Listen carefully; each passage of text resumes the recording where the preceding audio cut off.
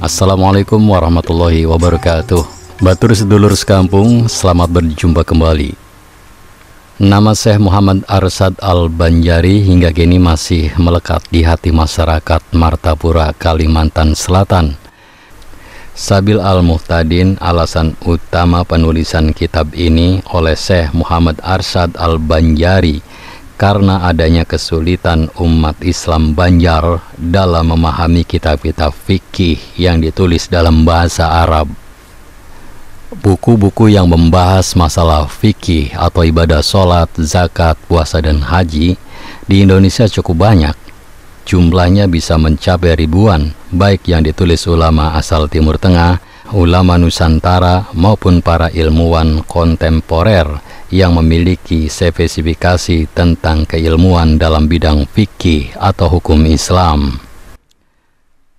Dari bagian buku-buku fikih yang ada, salah satunya adalah kitab Sabil Al-Muhtadin li Al-Tafaqquh fi Amr Al-Din, atau jalan bagi orang-orang yang mendapat petunjuk agar menjadi faqih atau alim dalam urusan agama. Kitab ini ditulis dalam bahasa Arab Melayu dan merupakan salah satu karya utama dalam bidang fikih bagi masyarakat Melayu. Kitab ini ditulis setelah Syekh Muhammad Arsyad mempelajari berbagai kitab-kitab fikih yang ditulis para ulama terdahulu, seperti kitab Nihaya Al-Muhtaj yang ditulis oleh Syekh Al-Jamal Al-Ramli, kitab Sarah Minhaj oleh Syekh Al-Islam Zakaria Al-Ansori, kitab Mughni oleh Syekh Khotib Sarbini, kitab Tuhfah Al-Muhtaj karya Syekh Ibnu Hajar Al-Haytami, kitab Mir'atu At-Tulab oleh Syekh Abdul Rauf Al-Sinkili, dan kitab Siratal Mustaqim karya Nuruddin Ar-Raniri. Selain itu, ada alasan utama yang dilakukan Syekh Muhammad Arsyad Al-Banjari saat menulis kitab ini. Sebuah sumber menyebutkan pada awalnya keterbatasan atau kesulitan umat Islam di Banjar Melayu dalam mempelajari kitab-kitab fikih yang berbahasa Arab. Oleh karena itu, masyarakat Islam di Banjar berusaha mempelajari fikih melalui kitab-kitab berbahasa Melayu. Salah satunya adalah kitab Siratul Mustaqim yang ditulis Syekh Nuruddin Ar-Raniri. Kitab Sirat Al-Mustaqimnya Al-Raniri ini juga ditulis dalam bahasa Arab Melayu yang lebih bernuansa bahasa Aceh. Namun hal itu juga menimbulkan kesulitan bagi masyarakat Islam Banjar untuk mempelajarinya.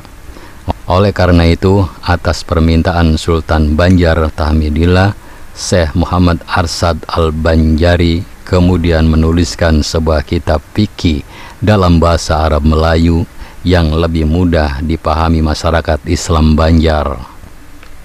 Dalam mukadimahnya kitab Sabil Al-Muhtadin, Syekh Muhammad Arsyad Al-Banjari menyatakan bahwa karya ini ditulis pada 1193 atau 1779 Masehi atas permintaan Sultan Tahmidillah dan diselesaikan pada tahun 1195 atau 1781 Masehi. Secara umum, kitab ini menguraikan masalah-masalah fikih berdasarkan madhab Syafi'i dan telah diterbitkan oleh Darul Ihya Al-Kutub Al-Arabiyah. Kitab Sabil Al-Muhtadin ini terdiri atas 2 jilid. Seperti kitab fikih pada umumnya, kitab Sabil Al-Muhtadin ini juga membahas masalah-masalah fikih, antara lain ibadah sholat, zakat, puasa, dan haji.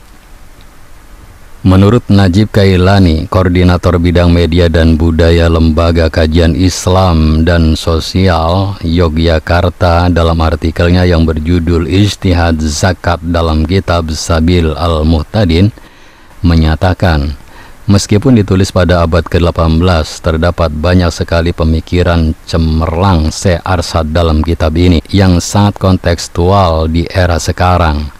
Satu di antara gagasan brilian di dalam kitab Sabil Al-Muhtadin adalah pandangan beliau tentang zakat. Dicontohkan Kailani pada pasal tentang orang-orang yang berhak menerima zakat atau mustahik, terdapat pandangan dan pemikiran Syekh Muhammad Arsyad yang sangat progresif dan melampaui pemikiran ilmuwan pada zaman itu. Syekh Arsyad Al-Banjari menyatakan, fakir dan miskin yang belum mampu bekerja baik sebagai pengrajin maupun pedagang dapat diberikan zakat sekira cukup untuk berbelanjanya dalam masa kebiasaan orang hidup. Misalnya, umur yang biasa ialah 60 tahun. Kalau umur fakir atau miskin itu sudah mencapai 40 tahun dan tinggal umur biasa, harapan hidup 20 tahun, maka diberikan zakat kepadanya sekira cukup untuk biaya hidup dia selama 20 tahun. Dan yang dimaksud dengan diberi itu bukan dengan emas maupun perak yang cukup untuk masa itu, tetapi yang bisa dipergunakan untuk membeli makan dalam masa yang disebutkan tersebut. Maka hendaklah dibelikan dengan zakat tadi dengan izin imam, seperti kebun yang sewanya memadai atau harga buahnya untuk belanjanya di masa sisa umur manusia secara umum, agar ia menjadi mampu dengan perantaraan zakat. Lalu kebun itu dimiliki dan diwariskannya kepada keluarganya karena kemaslahatannya kembali kepadanya dan kepada mustahik yang lain. Inilah tentang fakir dan miskin yang tidak mempunyai kepandaian dan tidak bisa berdagang. Menurut Kailani, pandangan Syekh Muhammad Arsyad Al-Banjari ini tampak telah melampaui zamannya.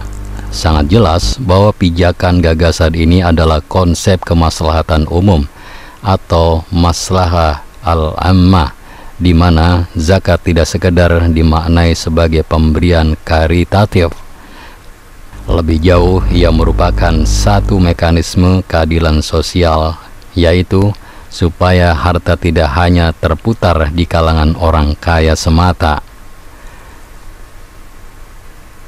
Beliau memberikan contoh dengan pengelolaan kebun yang manfaatnya bisa menghidupi keluarga sang penerima zakat dan seterusnya sampai anak cucunya dan penerimaan zakat lainnya. Pandangan ini tampak sejalan dengan konsep negara kesejahteraan welfare state di Eropa, di mana negara menjamin kesejahteraan warga negaranya yang belum memperoleh pekerjaan layak. Beberapa ijtihad zakat sudah digulirkan para pemikir muslim kontemporer, seperti Yusuf Al-Qaradawi tentang zakat profesi atau Masdar Farid Mas'udi mengenai zakat yang ditransformasikan menjadi pajak dan lain sebagainya. Mengangkat kembali gagasan Syekh Arsyad dalam konteks kini paling tidak mendorong kembali upaya-upaya reinterpretasi kontekstual makna zakat dalam kehidupan muslim kontemporer. Berdasarkan contoh tersebut, kata Kailani, tentunya sangat penting bagi umat Islam di Indonesia untuk menelisik ulang hasanah tradisi Islam Nusantara yang ditulis oleh ulama-ulama besar sejak abad ke-13 hingga ke-20, saat banyak gagasan cemerlang yang terlontar melampaui zamannya.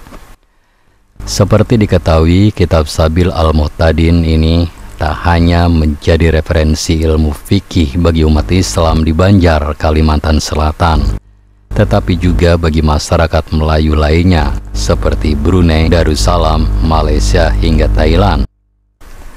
Batur sedulur sekampung, demikian kisah sepak terjang Syekh Muhammad Arsyad Al-Banjari. Saya yakin Anda memiliki pendapat yang berbeda. Oleh karena itu, jika ada perbedaan atau ingin melengkapi kisah ini, silakan tulis di kolom komentar dengan bijak.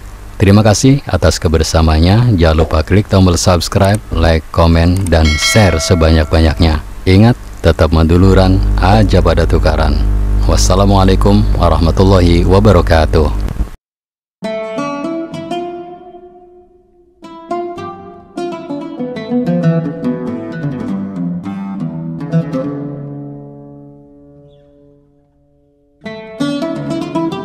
Thank you.